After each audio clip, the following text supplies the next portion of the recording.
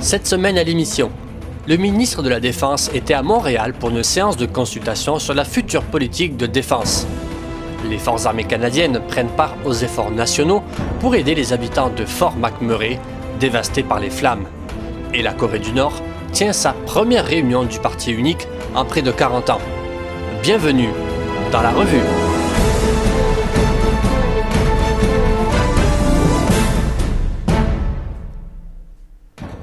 Le CIRIC a organisé samedi 8 en partenariat avec 45e-Nord.ca un colloque sur la défense qui s'ajoute aux consultations publiques menées par Ottawa pour repenser sa politique de défense.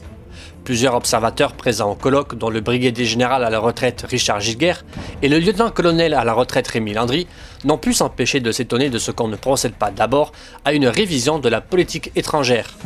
Au colloque, deux visions se sont d'une certaine façon affrontées, l'une partisane de forces canadiennes plus souples et plus spécialisées dans des niches, et une autre sur des capacités larges pour éviter d'être coincé dans des choix.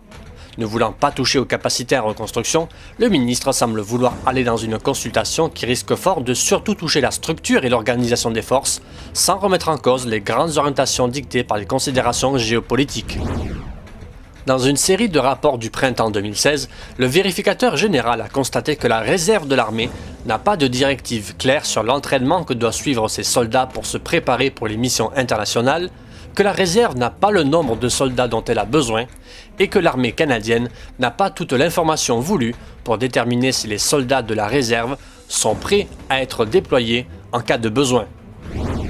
C'est au club universitaire de Montréal qu'un nouveau mouvement, la force au féminin, pour les femmes tant civiles que militaires, a été lancé mercredi 4 mai. La mission est d'établir une plateforme ralliant les femmes des forces de sécurité avec les femmes d'autres occupations pour créer des échanges entre elles pour les accompagner dans leur épanouissement personnel et professionnel. Une première activité aura bientôt lieu à Farnham pour un parcours du combattant des plus prometteurs. Une scène surréaliste. Une ville ravagée devenue fantôme. Fort McMurray, dévasté par de violents feux de forêt, a mobilisé tout le pays, dont les forces armées canadiennes qui ont dépêché plusieurs hélicoptères ainsi qu'un avion de transport Hercule. Les forces ont dépêché un avion gros porteur CC-130J Hercule pour aider à évacuer des milliers de personnes, dont les 4800 employés de l'entreprise Syncrude du secteur de Wood Buffalo au nord de Fort McMurray. Dimanche 8, ce sont déjà plus de 2000 km² qui ont brûlé, soit l'équivalent de plus de 4 fois l'île de Montréal.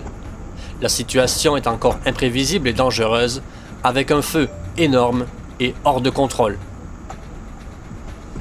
Instaurée jeudi 5 pour 2 jours, la trêve à Alep a été prolongée de 3 autres jours. Cette trêve décidée par Moscou, Washington et leurs alliés respectifs après de violents combats qui ont fait plus de 300 morts en quelques jours. Depuis son déclenchement en mars 2011, la guerre en Syrie a fait plus de 270 000 morts et a poussé à la fuite des millions de personnes, provoquant un désastre humanitaire qui a atteint l'Europe occidentale. Une semaine après avoir décapité un Canadien enlevé en septembre 2015, les islamistes du groupe Abu Sayyaf ont diffusé mardi 3 une vidéo montrant 3 de leurs otages, un Canadien, un Norvégien et une Philippine, et menaçant de les exécuter. Le Canadien Robert Hall déclare que ses ravisseurs lui ont ordonné de demander au gouvernement canadien de satisfaire à leurs exigences, sans toutefois préciser lesquelles.